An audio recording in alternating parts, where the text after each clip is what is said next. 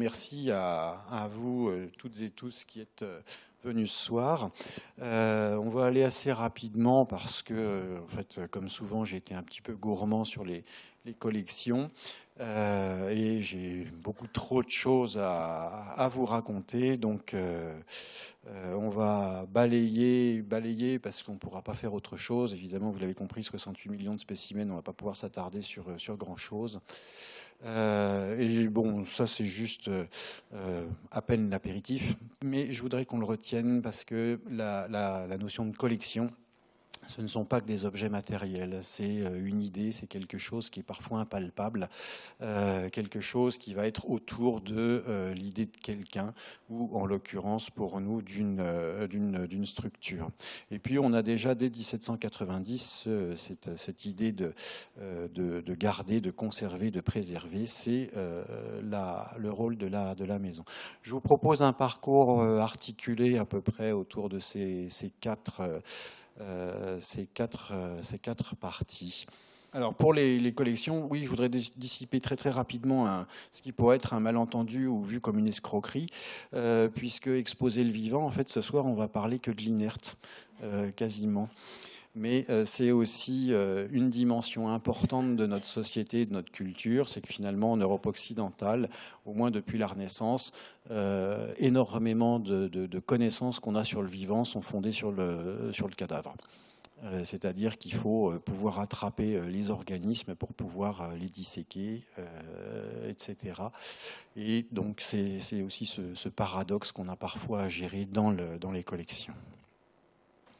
Donc l'idée, je vous en parlais, avec des choses assez variées sur la notion de cabinet de curiosité, en particulier en bas à gauche avec le cabinet Bonnier de la Mosson, dont les boiseries ont été préservées à travers les âges, puisque Buffon les a achetées en 1744, je crois, ou 1742, et elles sont visibles à la médiathèque du muséum. Mais vous voyez, on a déjà cette notion d'accumulation, en particulier sur la gravure qui est en bas à droite, qui est datée de 1556. Une démarche d'institution, donc le décret fondateur du Muséum national, et puis une vue d'une des galeries anciennes, alors une galerie qu'on peut encore voir aujourd'hui, mais l'idée c'est l'inscription dans le temps, et c'est cette démarche justement de l'institution qui permet d'avoir ces connaissances et ces archives finalement de la nature que sont les collections. Alors collectionner, pourquoi faire? On peut toujours se poser cette question de manière brutale et première. Alors bon, en histoire naturelle, mais pas seulement, mais en histoire naturelle, c'était vraiment la démarche qui a accompagné, d'abord pour connaître, décrire, nommer, c'est-à-dire organiser finalement le vivant. On va quand même parler du vivant de temps en temps. Et puis vous voyez des variations parfois assez étonnantes d'une même espèce, parce qu'il s'agit quand même de la même espèce malgré tout sur la droite de l'image, et on aboutit effectivement à une naturalisation qui là nous dit le vrai. Donc il y a des interprétations un peu à toutes époques. Alors toujours pourquoi faire? On va comparer. Évidemment, on va comparer, c'est cette vieille idée du même et de l'autre qui nous accompagne depuis l'Antiquité, dire le même et dire l'autre, ce qui parfois a amené aussi l'exclusion, c'est-à-dire en catégorisant, il y a des choses qu'on va mettre dans des boîtes, dans des catégories, et puis d'autres qui ne vont pas rentrer dedans, et donc on va les exclure. On va enfin montrer, exposer, on va parfois prouver aussi, parce que un spécimen, un objet, c'est quelque part la preuve d'un discours, une certaine preuve au moins à un moment donné, en fonction de l'état des connaissances. Donc la collection, elle est faite aussi pour ça. Ici, une vue de l'ancienne salle des oiseaux. Prise entre les deux guerres, et qui est aujourd'hui la salle des espèces disparues, c'est-à-dire 2 étages au-dessus de nous.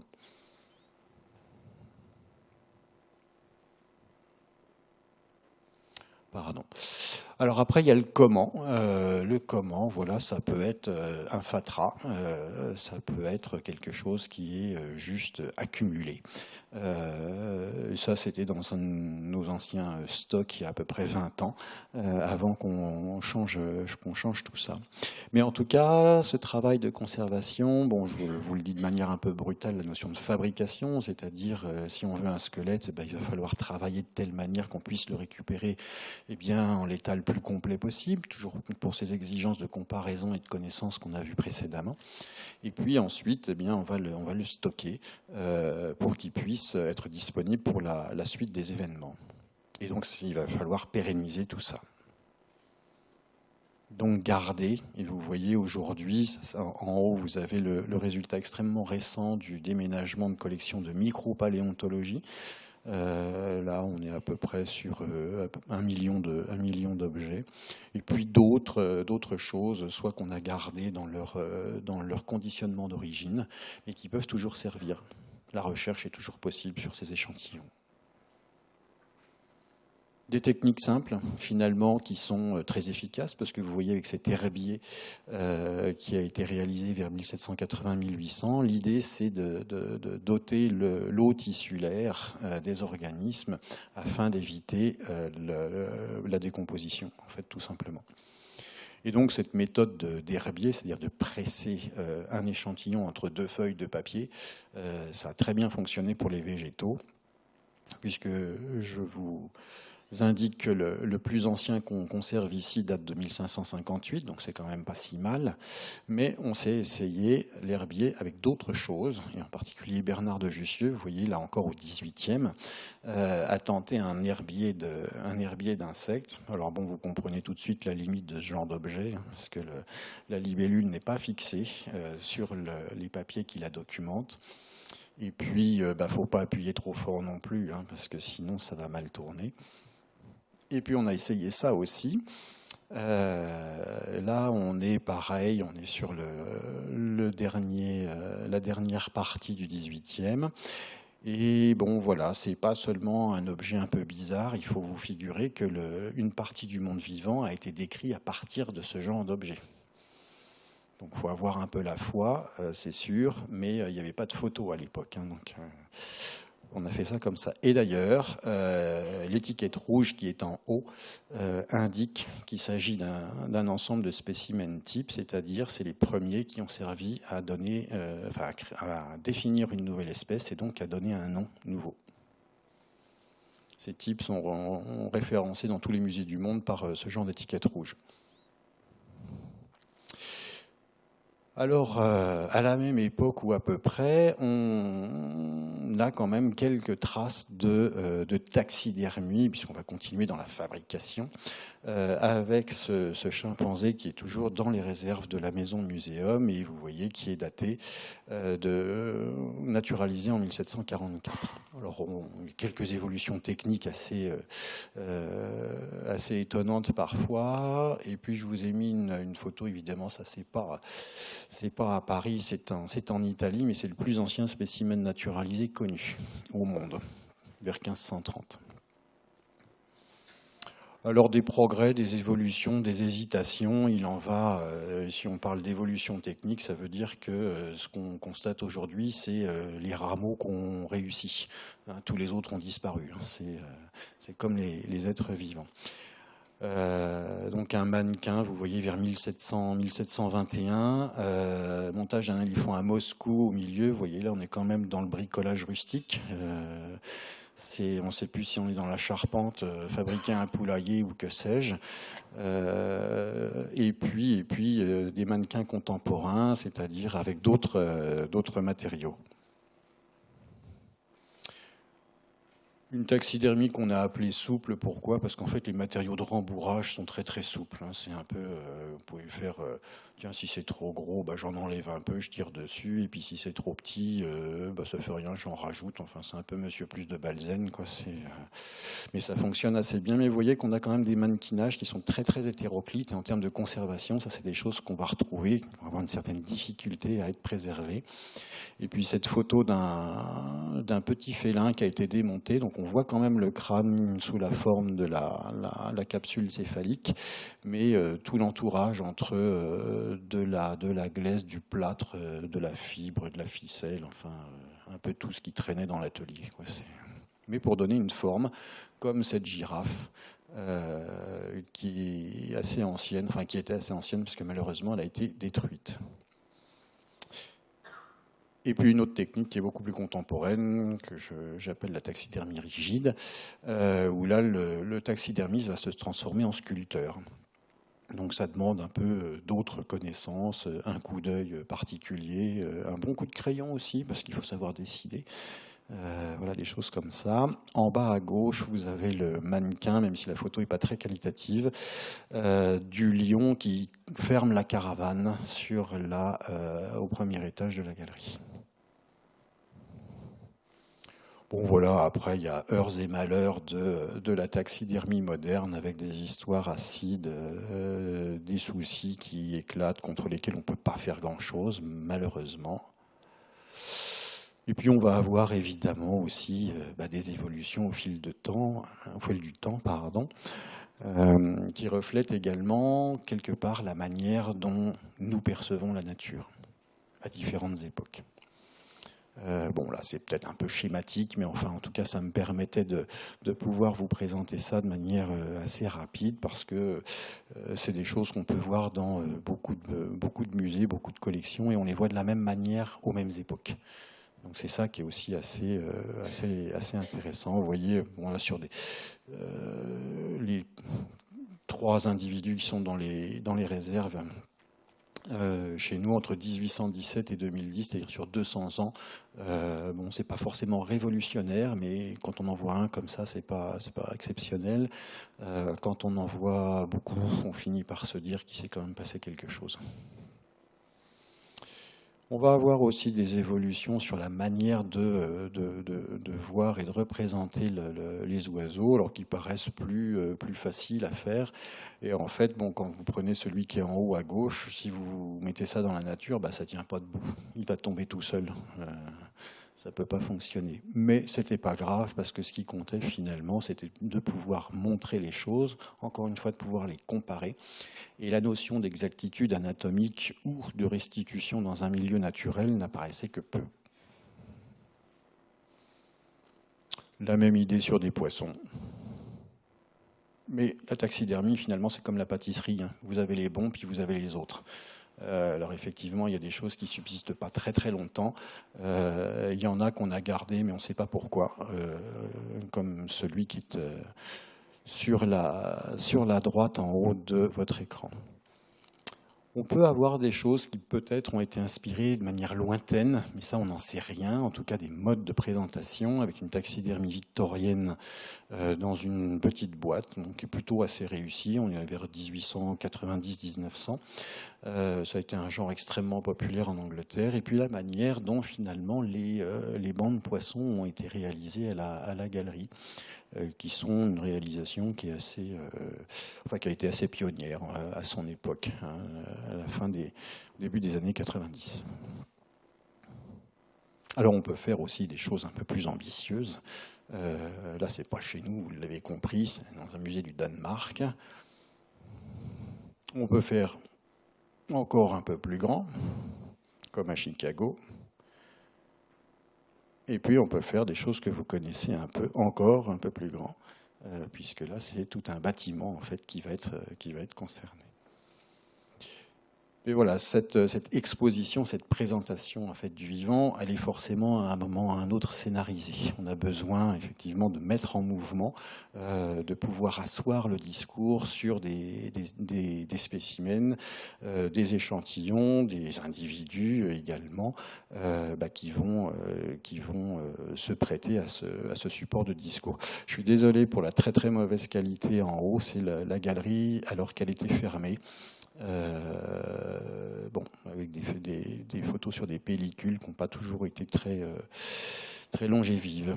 Voilà, on peut avoir aussi des choses comme ça, qui prêtent un peu plus également à la rêverie ou à la poésie en fonction des éclairages qu'on peut leur mettre.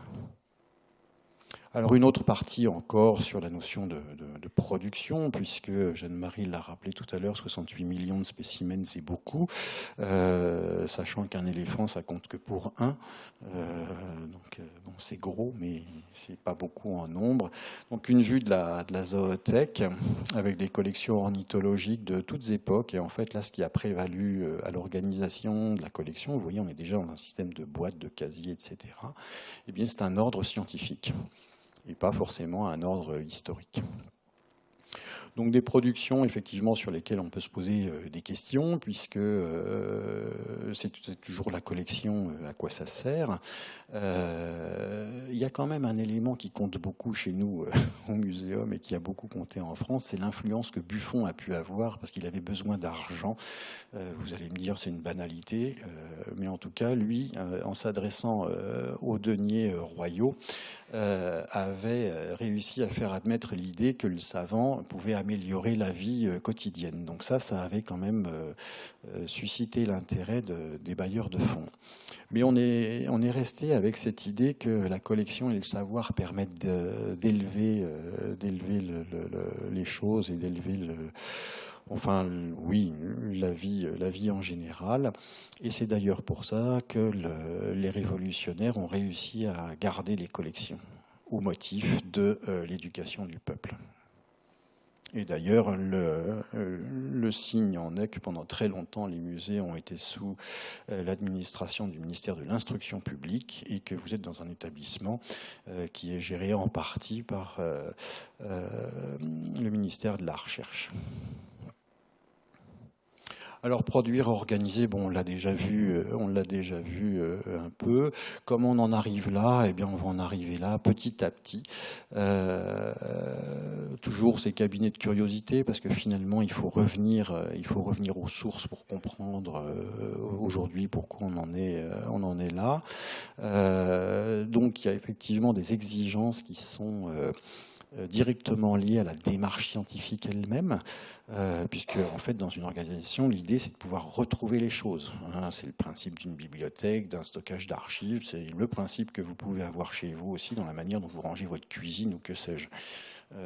Chacun a un ordre différent, le tout c'est de s'y retrouver. Là le problème c'est qu'il y a beaucoup d'utilisateurs, alors même s'il y a des gens pour vous aider à vous y retrouver, il faut quand même à un moment ou à un autre que le système fonctionne. Mais il va y avoir aussi le phénomène qui est lié donc aux galeries. Donc on repart de ce cabinet italien de la fin du XVIe. Et puis vous voyez une vision des galeries en 1804. Une petite vue du musée du Duc d'Orléans, donc qui a occupé l'emplacement du 45 rue Buffon pour celles et ceux qui connaissent, qui a été détruit dans les années 60 et dont il reste une partie des collections qui ont été déployées dans la Grande Galerie, dont le fameux éléphant et tigresse qui est pas très loin d'ici. Et donc progressivement, vous voyez, on a aussi une scénographie qui va s'alléger et qui va se transporter de vitrines fermées jusqu'à des espaces qui sont plus ouverts. Afin que le public puisse déambuler de manière plus aisée et soit en proximité plus importante avec les objets.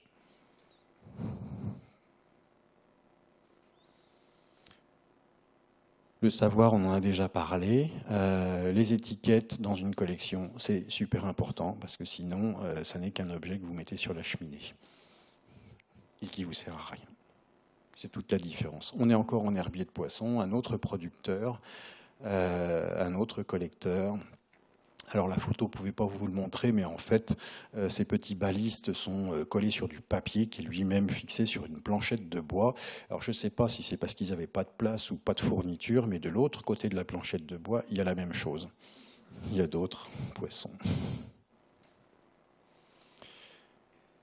On va avoir aussi un mais dans les collections parce que ces millions de spécimens, on peut se demander à quoi ça sert. Il y a une espèce de vertige des collections, un vertige des réserves. Et en fait, on se rend vite compte qu'à chaque époque ou à chaque grande idée, à chaque découverte scientifique, quelque part, il y a quelque chose qui va se préciser. On va avoir besoin de regarder les choses différemment. On ne peut pas les regarder forcément sur ce qui s'est passé précédemment et donc on va recommencer. recommencer. En partie, on ne va pas tout recommencer à chaque fois évidemment, mais une partie de l'accumulation vient aussi de cette démarche. Et finalement, chaque étape s'appuie sur la précédente. Il y a ça aussi, c'est ce qui constitue la robustesse en quelque sorte des collections et des démarches. Donc voilà pour ces chiffres. Là, je vous donne quelques éléments de comparaison. Finalement, c'est comme dans tous les grands musées, c'est-à-dire que présenté au public, on ne peut pas tout déployer. Vous voyez en grande galerie, c'est-à-dire ce que j'ai raccourci en termes de GGE, Grande Galerie de l'Évolution, il y a à peu près 9500 objets, que ce soit des spécimens ou des artefacts.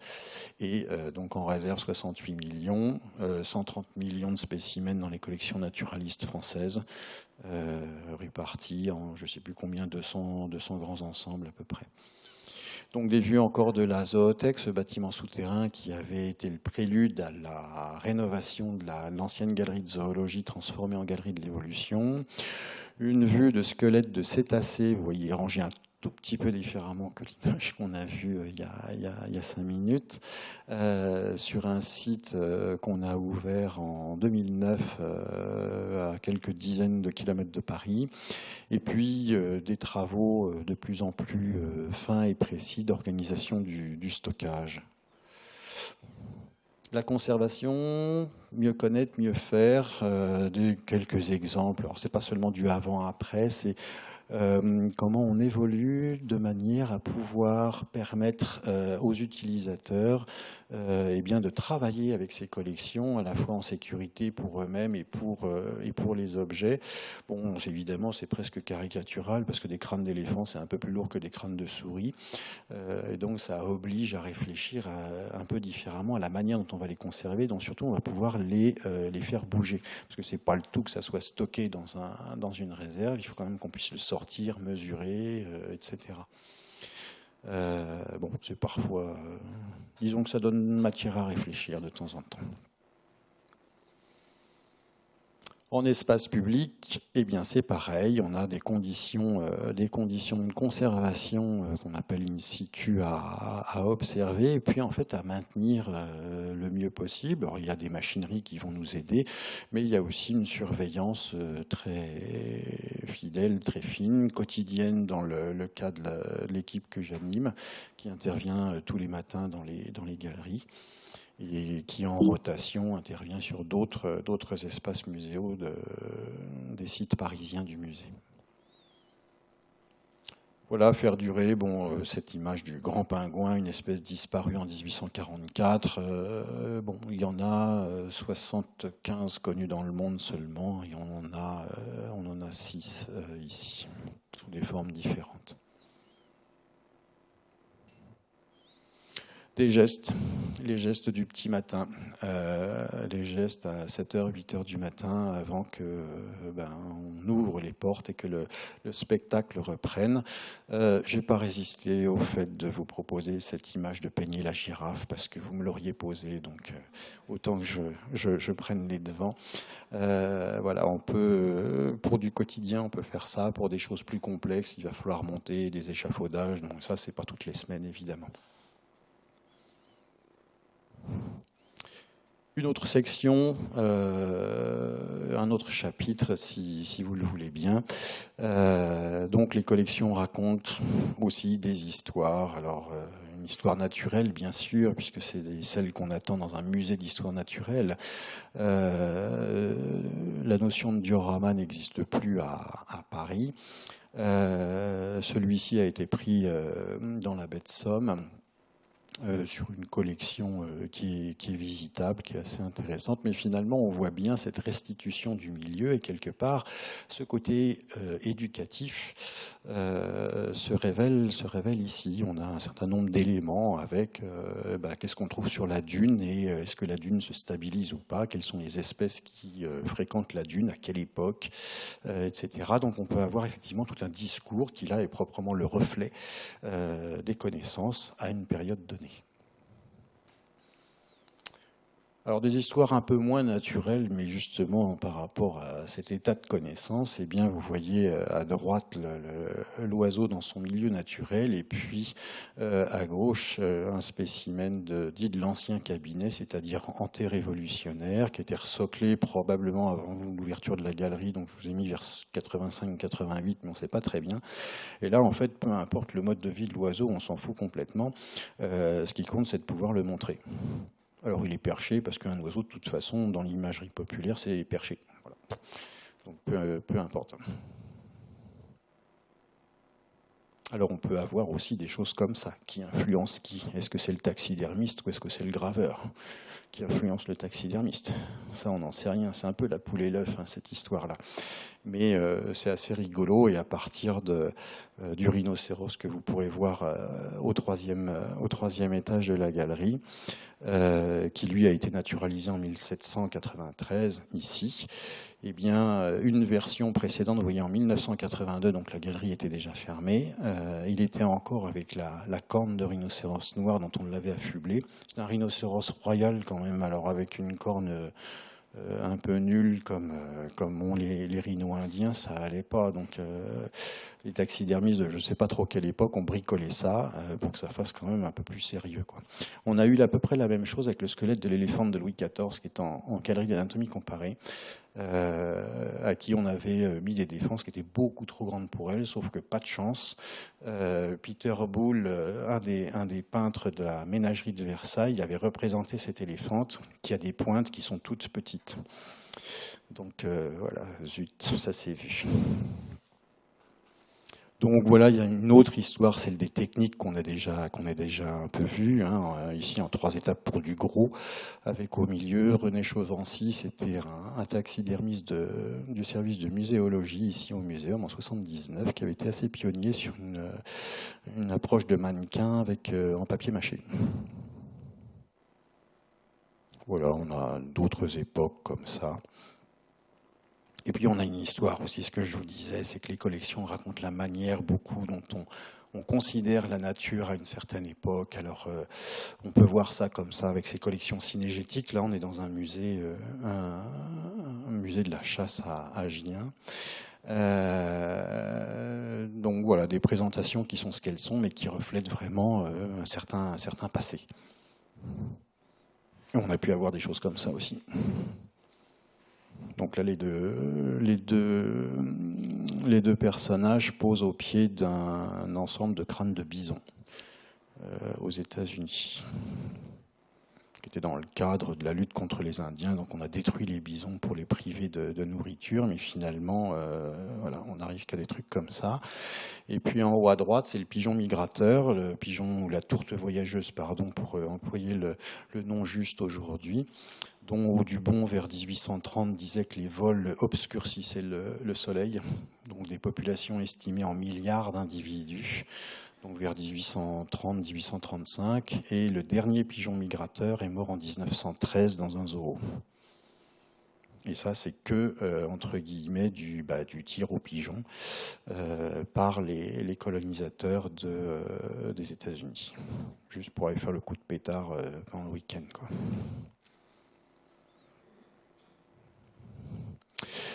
On a réinventé la nature aussi, à nouveau des dioramas victoriens ou une vision d'une école espagnole de taxidermie. On a réinventé la nature avec la taxidermie, quelque part. Je ne veux pas dire qu'on en a fait ce qu'on en a voulu, mais presque. Enfin, on va voir la suite. Mais on a cette maîtrise finalement cette maîtrise du sauvage entre guillemets qui va être placée dans une boîte et quelque part qui est cadrée. Alors il y a une vision intimiste aussi, je suis d'accord avec vous de ce genre de choses, mais on peut le voir aussi d'une manière un peu réductrice.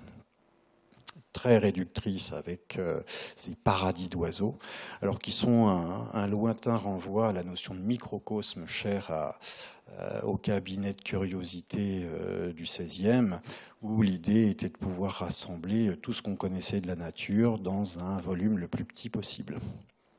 Ce n'était pas du miniaturisme, mais presque. Il n'en reste évidemment rien aujourd'hui. Et puis, après, on commence à avoir des productions un peu différentes, avec ces notions de paradis ou buisson d'oiseaux. Ici, dans une scénographie qui se veut réaliste, mais qui est très évocatrice.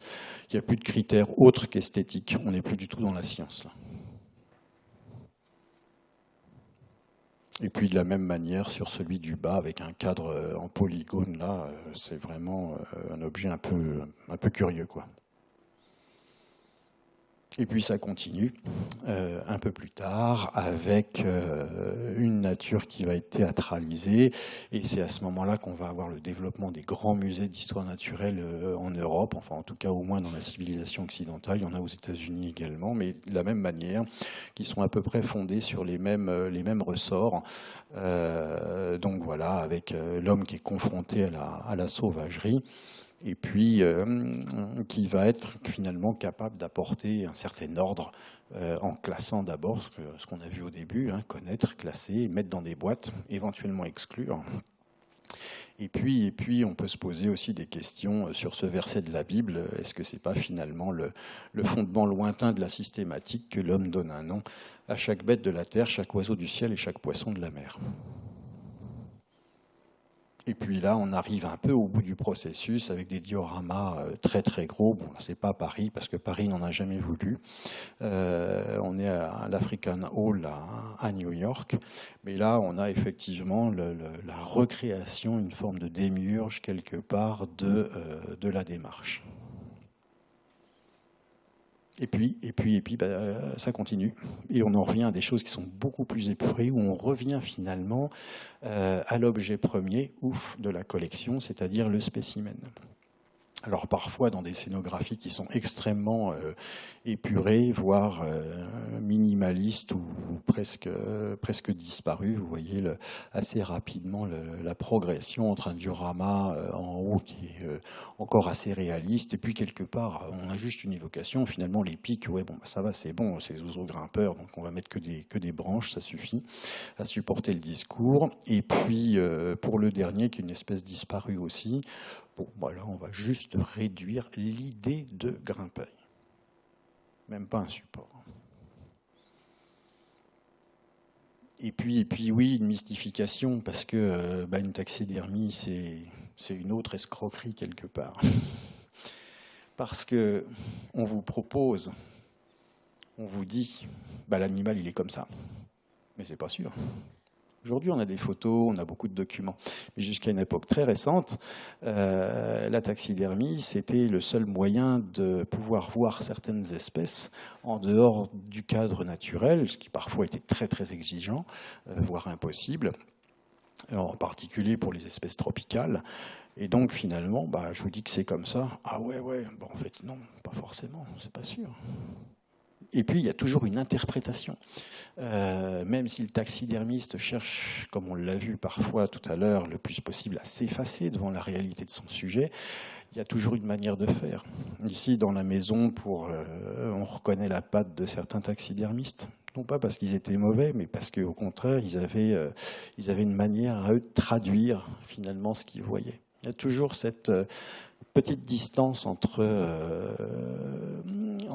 l'œil et puis la manière dont on va restituer. Vous prenez une peinture, vous prenez une photo, peut-être pas, encore que dans le choix des sujets, le cadrage, etc. Il y a toujours quelque chose de nous qui reste. Et donc dans cette restauration, on a ce qui recommence tout. Mais c'est un mouvement presque perpétuel. Donc c'est pour ça que la collection, elle donne aussi parfois une illusion d'éternité. Alors des restaurations, évidemment, on en a beaucoup ici. Donc quelques images d'ateliers, un crabe en cours de séchage pour une exposition qui a lieu quelques années.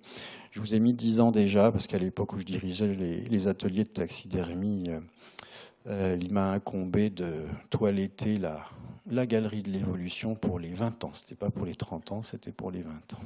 Et on avait monté un gros échafaudage pour l'arbre à singe. Ça, c'était l'opération la plus spectaculaire.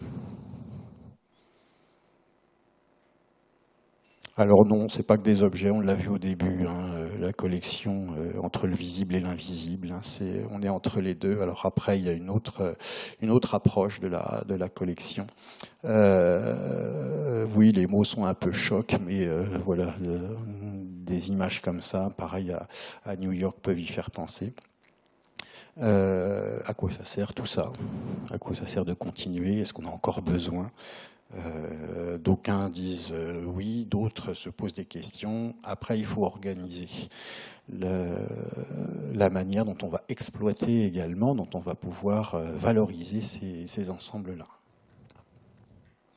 Avec une notion évidemment qui est propre aussi à chaque époque, c'est-à-dire qu'aujourd'hui on a tendance à parler de collection comme de ressources. Alors c'est très encourageant une ressource parce que ça veut dire qu'on a beaucoup de possibilités, mais le mot ressource c'est un mot économique d'abord, c'est pas un mot patrimonial. Alors c'est aussi effectivement un porteur de sens, hein, un sémiophore, la collection, parce qu'elle porte beaucoup de choses, hein, on l'a vu au travers d'un certain nombre d'exemples, hein, c'est pas seulement que des objets. C'est aussi, outre ce que ça dit de notre rapport à la nature, cette accumulation, c'est peut-être aussi quelque part une espèce de manière d'échapper au temps qui passe. Dans la collection, on peut s'y plonger. Elle était avant nous, elle sera après nous. Et puis, bon, il y a ça quand même cette notion finalement très importante et que porte le mot patrimoine en lui-même aussi, à savoir le sens mémoriel. Et là, on passe à un niveau sociétal et non pas seulement à un niveau local. Quelle culture finalement nous amène la notion de collection qu'on peut avoir comme ça. Et puis je finirai là-dessus. Il y a quand même cette idée de conservation parce que les collections, c'est une part de nous-mêmes. Et donc je pense que voilà, il faut tous ensemble qu'on en prenne soin à un moment ou à un autre. Merci beaucoup.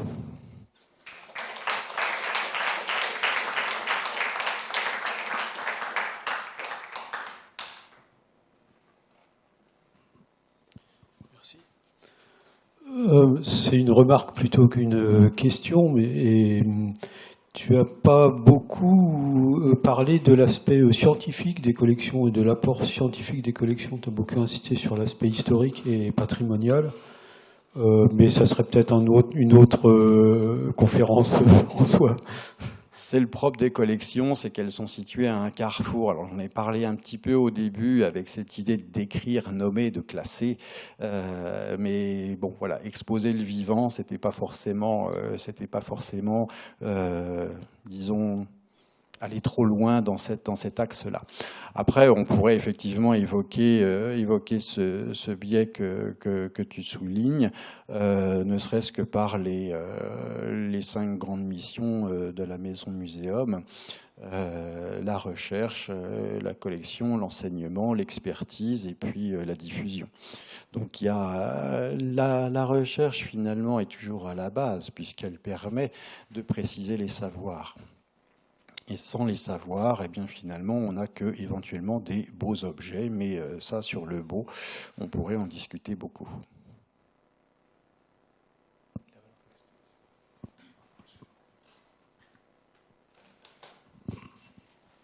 Alors justement, sur le plan des spécimens qui ont servi à décrire une espèce, vous avez parlé de l'étiquette rouge qui permet de les identifier. Je voudrais savoir s'il y a des précautions particulières qui sont prises eu égard justement au fait qu'elles ont servi à nommer les espèces. Donc, est-ce que on les met à part dans des coffres forts ou dans des endroits particuliers pour pérenniser leur accès pour l'avenir? Alors, par rapport à ces spécimens types, en fait, il y a 2 approches. Il y a effectivement, il y a de toute façon un effort particulier qui est consenti pour leur conservation et qui commence par la documentation. Hein, la plupart d'entre eux, lorsque leurs dimensions le permettent, ont été numérisés, par exemple. Ce qui fait que si jamais on a un accident, on va quand même garder une trace. Ensuite, alors ça dépend des ensembles, parce qu'il n'y a pas de doctrine, disons, unique dans la maison muséum. Ça, c'est un peu l'histoire de l'organisation de la maison qui le veut. Donc il y a des unités de collection qui ont tout mis à part, effectivement dans un endroit un peu plus précieux, avec des démarches plus précises de conditionnement, enfin des boîtes particulières, etc. Et il y en a d'autres qui les ont laissés au milieu de ce qu'on va dire la collection générale ou le reste de l'échantillon. Et en fait, quand on regarde un petit peu, alors je vous livre ma pensée, mais dans le premier cas, souvent, en fait, ça correspond à des groupes animaux essentiellement, mais qui sont très connus, comme les oiseaux et les mammifères, par exemple. Donc il y a moins besoin de comparer et d'investiguer. En revanche, dans des collections où la recherche est extrêmement dynamique, comme certaines sections d'invertébrés marins, je pense à la malacologie, je pense à des choses comme ça, où là, il y a en fait besoin de pouvoir comparer très immédiatement et tout le temps, eh bien les types sont répartis dans la collection de manière à pouvoir être tout de suite utilisés. Donc voilà, ces deux approches qui disent déjà quelque chose de la manière dont on travaille. Après, c'est toujours pareil, quand vous mettez tout dans un coffre-fort, si le coffre-fort prend feu, bon, vous aurez tout perdu. Je vous rassure, le muséum, ça ne se passera pas comme à Rio, parce que le Jardin des Plantes, c'est 140 bâtiments répartis sur 24 hectares, donc tout ne prendra pas feu en même temps. Bonsoir, merci pour cet exposé très pédagogique. Vous avez évoqué la notion de vertige face aux collections, des collections de spécimens morts qui ne cessent de croître, donc une collection vivante. Et je souhaiterais avoir votre avis sur le paradoxe en ce moment sur la fin de la biodiversité, donc la mort programmée d'animaux vivants, alors que vous travaillez sur des collections d'espèces mortes, mais qui vivent. Je ne sais pas si c'est un peu philosophique. Oui, mais il y a cette dimension également dans la collection. Merci pour cette question. La vie de la collection, elle tient par la communication qu'on va en faire. Faire savoir aussi, c'est une manière de continuer la connaissance. Alors face effectivement à cette érosion et à cette disparition de la biodiversité, il y a des approches qui sont parfois un petit peu anxieuses en disant « oh là là, mais tout va foutre le camp, vite, il faut qu'on ramasse tout avant que ça disparaisse ». Donc ça, c'est une approche. Et puis il y en a d'autres qui disent « bon, bah, de toute façon, il y a déjà des choses qui ont disparu avant nous, on va faire ce qu'on va pouvoir, et puis on va surtout essayer de savoir ce qu'on a réellement dans nos ensembles afin de pouvoir le proposer sous une forme, alors je ne vais pas dire mutualisée, mais en tout cas partagée. Et c'est tout le sens, par exemple, d'un gros programme qui a lieu à l'échelle européenne en ce moment et qui devrait voir le jour en 2025-2026 et qui va rassembler, je crois, 130 muséums et collections d'histoire naturelle en Europe qui vont totaliser un peu plus d'1 milliard de spécimens. Alors vous allez me dire, c'est encore plus vertigineux, oui, mais en tout cas, les recherches, par le biais de moteurs de recherche, vont pouvoir être aussi accélérées, quelque part maximisées. Alors, je suis d'accord, ça s'adresse surtout à une communauté scientifique de chercheurs, mais l'idée première, c'est aussi de savoir ce qu'on a, je dirais, en boutique. On a encore parfois des belles découvertes chez nous, hein, ça arrive, des oubliés. Alors moi, j'avais une question un peu plus légère, moins philosophique. Est-ce que dans les années, on a eu un peu cette frénésie de collection et de naturalisation, on a essayé de naturaliser notre propre espèce? Est-ce qu'il y avait déjà eu des hommes naturalisés dans nos collections au muséum? Je ne sais pas si la question est plus légère. Moins philosophique. Mais en tout cas, la réponse est oui, il y a eu Il y a eu je ne vais pas dire des tentatives, mais en tout cas, il y a eu des naturalisations à différentes époques. C'est ce que je vous évoquais à un moment quand je parlais du même et de l'autre. Hein. Et puis également de la notion d'exclusion, parce que quelque part, il y a tout ça. Et dans cette, effectivement, époque un peu frénétique, qui correspond également à un mouvement de société de colonisation, on sait parfois autoriser cette démarche-là. L'exemple probablement le plus célèbre, rendu très très célèbre il y a une dizaine d'années, c'est celui de la Vénus Hottentote, qui a été restituée à l'Afrique du Sud il y a, je ne sais plus, 12-15 ans à peu près. Et puis il y a eu d'autres exemples, mais qui sont en général peu mis en avant. Aujourd'hui, la politique en la matière est plutôt de rechercher, s'il y a encore de la famille, des ayants droit, etc. On a eu 2 exemples, c'était pas naturalisé, c'est 2 personnes qui avaient fait don de leur corps au muséum pour les progrès, en espérant être le support de progrès scientifiques, donc fin 19e et tout début 20e. Qui n'ont pas pu servir le propos initial et qu'on a fait inhumer du coup au cimetière de Thiers. Mais la démarche a été très très très très difficile quand même. Enfin bon, on y est parvenu. Comment vous percevez le potentiel du digital pour comparer les modèles, ou partager les connaissances et puis pédagogiquement pour les publics ? Alors, je ne suis pas sûr d'être le meilleur représentant de cette dimension. En tout cas, pour le partage par rapport au public, c'est sûr que ça permet d'avoir une première approche. Je parle de première approche parce que, en fait, finalement, à chaque fois qu'on traverse la galerie et qu'on écoute simplement ce qui se dit, il y a quand même pas mal de gens qui disent je ne savais pas que c'était aussi grand ou aussi petit ou aussi ceci ou aussi cela. Donc, il y a un partage qui est possible, mais qui reste partiel. Ensuite, on est d'accord que c'est un accélérateur quelque part aussi. Alors par rapport aux formes, modèles, etc., là on va tomber, il y a énormément de choses là qui se déroulent, que ça soit, alors ça fait très très longtemps qu'on travaille sur des modélisations, justement pour voir la manière dont ont pu évoluer des silhouettes ou même des dents ou des microstructures, des choses comme ça. Donc là, on est vraiment dans une démarche d'investigation de l'évolution. Et là, effectivement, l'outil numérique permet de comparer très très rapidement. Et puis pas seulement de comparer, enfin de produire de l'image, de pouvoir beaucoup travailler par rapport à ça. Et on commence à avoir des utilisations, alors un tout petit peu en taxidermie, c'est très timide, mais en tout cas pour retravailler sur des silhouettes, des choses comme ça. On a eu un petit projet il y a 6-7 ans.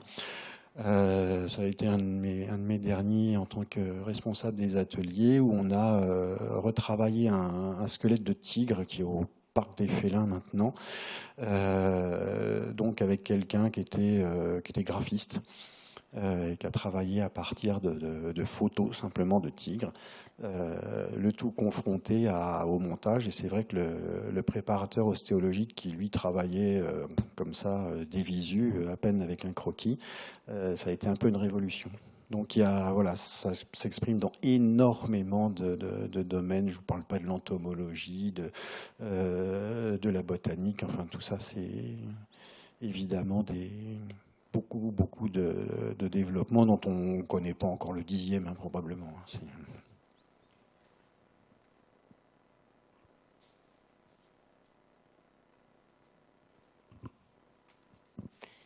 J'avais une question sur la découverte de nouvelles espèces à partir de spécimens conservés. Est-ce que c'est quelque chose qui peut arriver fréquemment ou... Alors, le fréquemment, je ne sais pas si je vais garder l'adverbe. En tout cas, ça arrive régulièrement, si vous me permettez la transformation. Oui, parce qu'en particulier, avec l'utilisation des outils moléculaires et génétiques, on permet encore, alors on a d'abord permis de déceler ce qu'on appelle des espèces jumelles, qui sont indistinctes à l'œil, si vous voulez. Et en fait, on s'aperçoit que la première barrière par rapport à la reproduction, c'est une barrière qui est génétique. Ça marche ou ça marche pas. Après, il y a d'autres barrières écologiques qui autorisent ou interdisent la reproduction, mais en tout cas, celle-ci est la première. Et là, on a découvert énormément de choses. Par exemple, il n'y a pas une seule espèce de taupe en France. Il y en a 5. Donc des choses comme ça. La même chose sur certaines petites chauves-souris ou sur certains petits rongeurs. Alors évidemment, les modèles insulaires sont privilégiés parce que c'est là où l'évolution se déroule de la manière soit en accéléré, soit au contraire un peu en autonomie. Donc oui, les collections servent beaucoup à ces précisions-là, bien sûr.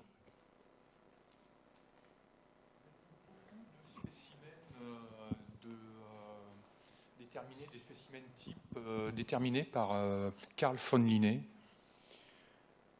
Alors, il est admis que tout ce qui a été décrit par Linné, c'est la seule exception au code de nomenclature, eh bien, n'est pas étayé par un spécimen type matériel. Pas de chance. J'aurais une question par rapport à la conservation et la restauration de la collection. En fait, vous avez parlé de l'époussetage un peu quotidien qu'il y avait, mais est-ce que vous pourriez nous parler d'autres techniques pour conserver depuis aussi longtemps des spécimens de la collection ? Alors en fait, tout dépend de ce qu'on craint. En conservation, je ne vais pas faire un cours de conservation, mais enfin en gros, ça commence par qu'est-ce que je risque ou qu'est-ce que la collection risque. Donc ça, c'est la première chose. Et donc, en fonction de ce que vous avez trouvé comme réponse, eh ben, vous allez mettre un certain nombre de pare-feux. Alors très concrètement, dans des galeries ouvertes comme celle-ci, ce que j'appelle une galerie ouverte, c'est très très compliqué à gérer en termes de climat parce qu'il y a une partie centrale qui fait cheminer, puis beaucoup d'alvéoles partout, donc c'est à peu près impossible d'avoir un climat constant. Et puis il y a un autre élément qui trouble quelque part la sérénité, c'est nous, c'est le public et puis les gens qui vont passer.